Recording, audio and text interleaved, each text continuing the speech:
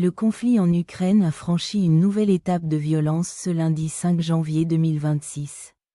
Alors que le monde entame une année chargée d'incertitudes, la capitale ukrainienne a été la cible d'une attaque massive de drones russes.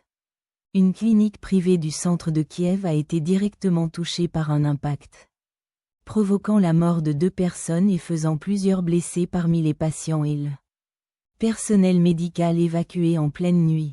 Selon le président Volodymyr Zelensky, ce ne sont pas moins de 165 drones qui ont été lancés sur l'ensemble du territoire au cours de la nuit, entraînant de nouvelles coupures d'électricité critiques alors que les températures hivernales chutent sous les -8 degrés Celsius.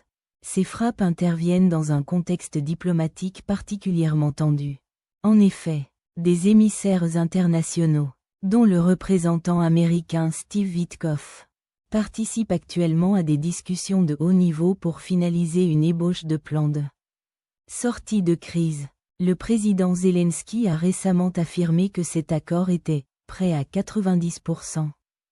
Bien que les derniers points de friction concernant l'avenir des territoires occupés demeurent explosifs. Parallèlement, au Proche-Orient, la tension ne faiblit pas.